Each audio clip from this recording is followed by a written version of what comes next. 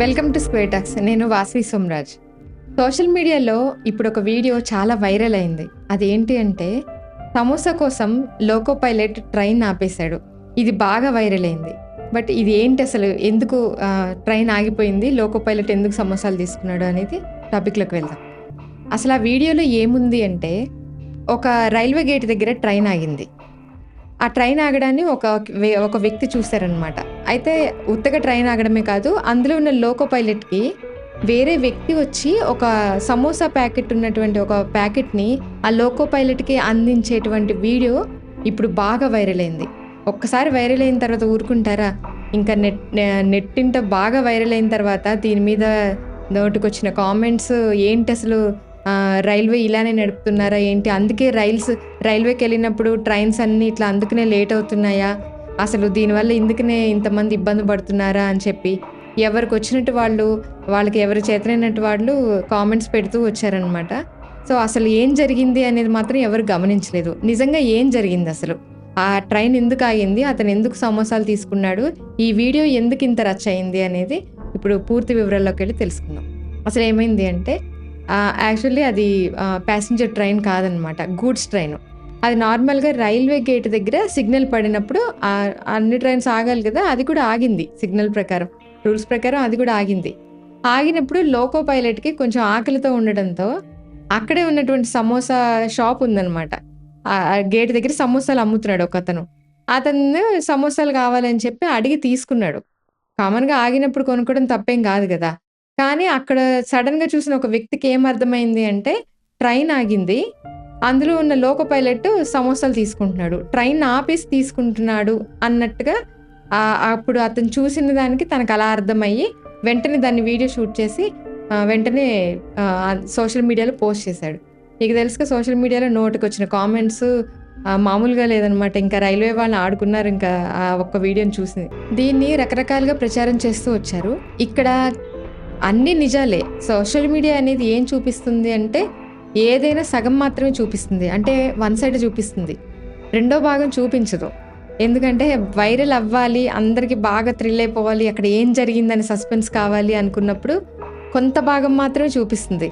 కానీ నెక్స్ట్ ఏం జరిగింది, అంతకు ముందు ఏం జరిగింది అనేది చూసేవాళ్ళు కూడా ఆలోచించరు. ఆ క్షణం అక్కడ ఏం కనపడింది అనేది మాత్రమే చూస్తారు. చూసి కూడా అందులో ఏం జరిగిందని ఆలోచించి కామెంట్స్ పెట్టరు. వాళ్ళే ఊహాగానాలు వచ్చేస్తాయి కదా, వాళ్ళే అక్కడ ఒక స్టోరీని క్రియేట్ చేసుకొని అక్కడ దానిలో 100% ముందు నెగిటివ్గా ఆలోచించి తప్పుల్ని మాత్రమే వెతుకుతూ ఉంటారు. తప్పుల్ని వెతికి దానికి తగ్గ కామెంట్స్ నెగిటివ్గానే పెడతారు, కానీ పాజిటివ్గా చాలా తక్కువ మంది పెడుతూ ఉంటారు.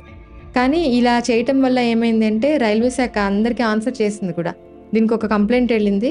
సో రైల్వే శాఖ చెప్పింది, నార్మల్గా ఎక్కడైనా రైల్వే ట్రాక్లో ఏమైనా పనులు జరుగుతూ ఉన్నప్పుడు ఎవరికైనా ఇబ్బంది కలగకుండా ఉండాలి. ట్రాక్లో పనులు జరుగుతున్నప్పుడు అటువైపు ట్రైన్ వస్తున్నప్పుడు సహజంగా ఆపడం అనేది కామనే, ఇవి జరుగుతూ ఉంటాయి.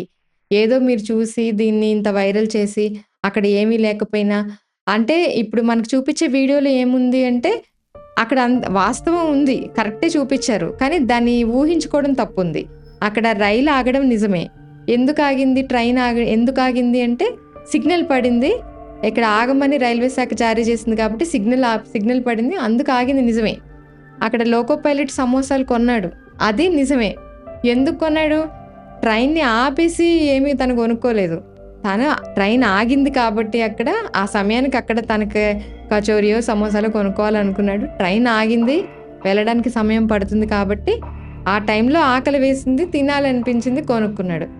ఇది చూపించింది నిజమే, కానీ దాన్ని ఊహించుకునే విధానం మాత్రం చాలా తప్పు ఉందన్నమాట. దానివల్ల అనవసరంగా అక్కడ ఉన్న లోకో పైలట్ని కూడా అందరూ నోటుకొచ్చినట్టు మాట్లాడి చాలా నెగిటివ్ కామెంట్స్ పెట్టి అతన్ని కూడా కొంచెం నేనేం తప్పు చేశాను అని అతను అందరికీ ఈ కామెంట్స్ పెట్టిన ప్రతి వాళ్ళకి ఆన్సర్ చేస్తూ ఉండడు కదా.